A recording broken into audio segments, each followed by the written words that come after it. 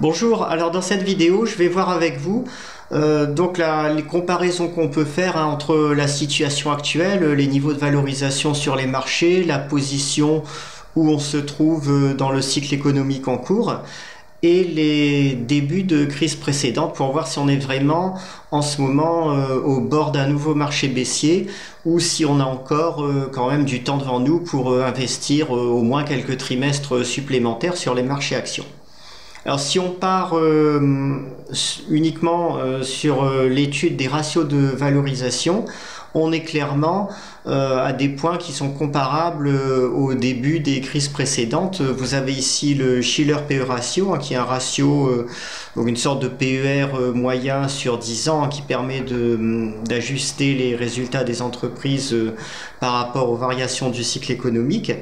Et on voit qu'aujourd'hui, on est sur un PER ajusté des variations cycliques, donc de 33, qui est comparable à celui de la crise de 1929 et qui a été dépassé une seule fois dans l'histoire, au moment de la bulle Internet des années 2000. Même la crise de 2007 n'a pas permis à ce ratio d'être aussi haut qu'aujourd'hui, comme vous le voyez. Au niveau du ratio entre la capitalisation boursière et le PIB américain, c'est sensiblement les mêmes constats qu'on peut faire.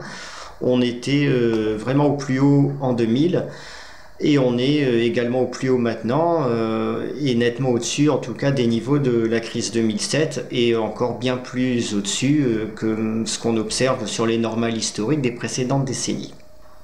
Donc les marchés américains qui vont quand même donner l'impulsion aux principaux marchés mondiaux, enfin en tout cas ça a toujours été le cas jusqu'ici, sont vraiment chers en ce moment, ça ne fait aucun doute. Mais bon, d'un autre côté, on va le voir maintenant, il y a quand même quelques différences entre la situation d'aujourd'hui et les points de départ des crises précédentes, si on s'en tient en tout cas aux indicateurs avancés de récession ou à certains d'entre eux. Alors sur la courbe des taux américains, on se rapproche, vous le voyez ici, d'une situation d'inversion. Il nous reste encore entre 20 et 25 points de base avant d'arriver à une inversion de la courbe des taux. Ici j'ai pris le 10 ans moins 2 ans, on pourrait prendre d'autres références, mais c'est toujours le principe d'avoir un taux long et un taux court.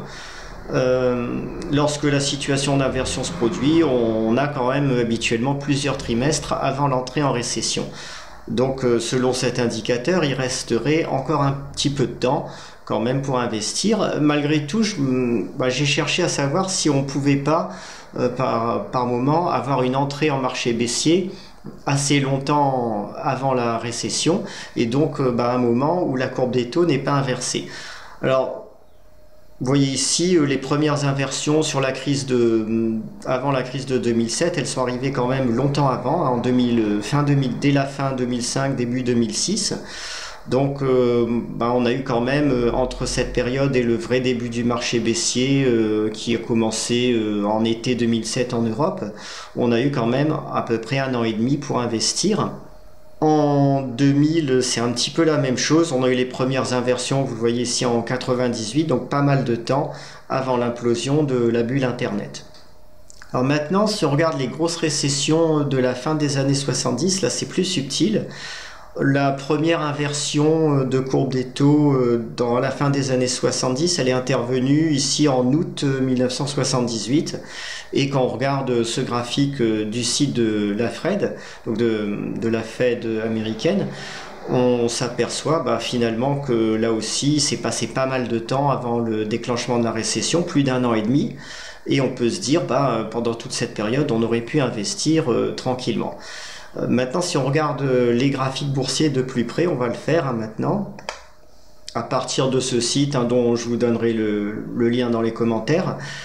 Ce qui se passe, c'est que en fait, le marché baissier, il a commencé bien avant le début des années 80. Il a commencé ici, en fait, donc on va dire à l'automne 78. On le remarque pas vraiment sur ce graphique, on se dit on a juste un canal horizontal, mais ça s'est produit à une époque où l'inflation était voisine de 15% par an, donc on a vu une inflation très élevée, et si on exprime ce graphique en monnaie constante, on n'a plus du tout la même situation, et on est vraiment, à partir de 1978, compte tenu de l'érosion monétaire, on est en marché baissier. Les investisseurs qui ont acheté là, ils perdent, avec le canal de tendance horizontale, ils perdent déjà 15% par an à cause de l'inflation. Alors si on regarde, si on en revient à notre graphique de courbe des taux, 10 ans moins 2 ans US, on s'aperçoit que la courbe des taux, elle a commencé à s'inverser ici en août 1978, donc quasiment au même moment, ou un mois ou deux avant seulement, le démarrage du marché baissier si on tient compte des effets de l'inflation. Donc il y a eu vraiment très peu de temps entre le signal d'inversion et l'entrée en marché baissier. Donc si vous me demandez est-ce qu'on peut entamer un marché baissier dès maintenant, même si la courbe des taux n'est pas inversée, je vous dirais effectivement ça n'est pas complètement impossible, c'est rare. On n'a pas eu beaucoup d'exemples sur les 40 dernières années, mais si on regarde la fin des années 70, il y a eu quasiment simultanéité entre l'inversion et l'entrée en marché baissier. Si on regarde maintenant la courbe de l'emploi américain, donc des demandes d'allocation hebdomadaire de chômage, là on s'aperçoit aussi qu'avant chaque récession, on a une figure en creux, et en général la courbe des taux, la courbe de demande d'allocation chômage commence à remonter avant l'entrée en récession proprement dite, parce que le marché de l'emploi commence à se tendre, à se dégrader un petit peu avant l'entrée en récession. Mais là aussi, si on regarde la fin des années 70, toujours, on s'aperçoit que la remontée de la courbe de chômage, des demandes d'allocation hebdomadaire de chômage américain, elle a commencé à la fin de l'année 78 seulement, ici. Donc en même temps que le retournement des marchés, si on tient compte de l'inflation. Et vous voyez ici, pour 2000, le point bas il a été touché en avril ou mai 2000, donc extrêmement peu de temps avant l'implosion de la bulle Internet et le retournement général des marchés. Donc là aussi, on a une courbe des taux qui est rassurante, quand on le voit là, elle est vraiment en tendance baissière, aucun signe de formation de figure en creux, de retournement du marché de l'emploi. Ça ne signifie pas que le déclenchement d'un marché baissier est complètement impossible aujourd'hui. L'enseignement qu'on peut quand même retirer de ces graphiques et des indicateurs avancés de récession aujourd'hui, c'est qu'on peut se dire qu'il est vraiment peu probable qu'on ait le déclenchement d'une nouvelle récession aux États-Unis dans les trimestres qui viennent, dans les 2-3 trimestres à venir. Si elle doit se produire, ça serait plutôt maintenant au milieu ou peut-être même fin 2019, voire même encore plus tard. Mais ça n'est pas une garantie complète d'absence de marché baissier sur les actions. Alors qu'est-ce qu'il faut faire aujourd'hui dans ce contexte? Moi je vois pas honnêtement d'éléments qui me disent en ce moment de tout vendre, de passer liquide à 100% et de se désintéresser complètement des marchés actions vu toutes les données qui sont disponibles. Il y a un petit risque qui est effectivement de retournement immédiat à la baisse, mais a priori, vu ce qui s'est passé sur les 40 dernières années, cette probabilité reste pour l'instant minoritaire, elle reste nettement inférieure à 50%, et la probabilité pour qu'on ait aujourd'hui encore plusieurs trimestres de conditions correctes qui permettent d'investir sur les marchés actions, cette probabilité reste pour l'instant plus importante à mon avis aujourd'hui. En plus, sur le secteur des small caps, en ce moment, on a une correction assez importante, donc de l'ordre de 10 ou 15%, qui se déroule depuis le début de l'année 2018, et certaines valeurs en particulier sont assez massacrées, avec des baisses de 30-40% parfois, qui ne sont pas du tout justifiées par les fondamentaux. Ce qui fait qu'on a aujourd'hui en ce moment des opportunités d'achat qui existent sur certaines small caps. J'ai passé une alerte pour les abonnés à la lettre PEA pour donner déjà 3 ou 4 idées d'achat qui peuvent être faits maintenant. Il y a encore quelques autres valeurs dont j'ai parlé dans le précédent numéro de la lettre PEA qui sont achetables aujourd'hui.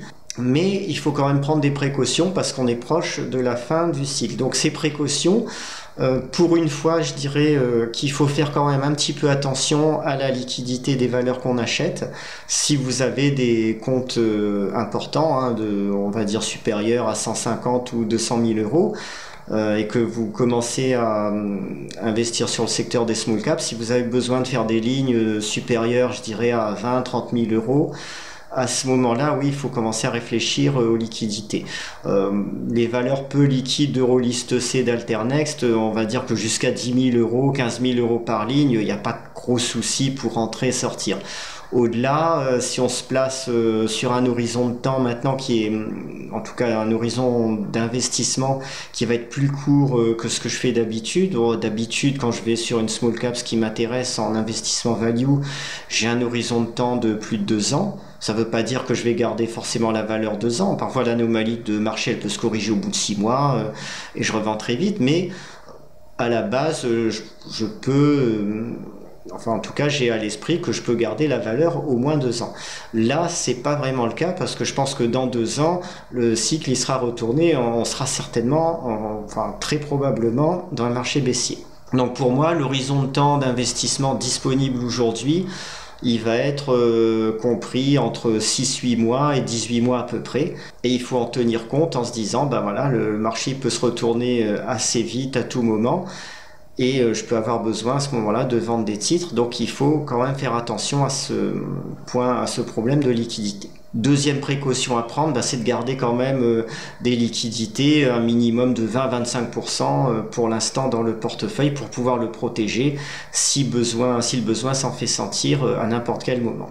Mais de nouveau, pour l'instant, quand je regarde le graphique à très long terme du SP500 ou de n'importe quel autre grand indice américain, je vois pas de formation de figure de sommet comme on l'a eu en 2007 et 2000.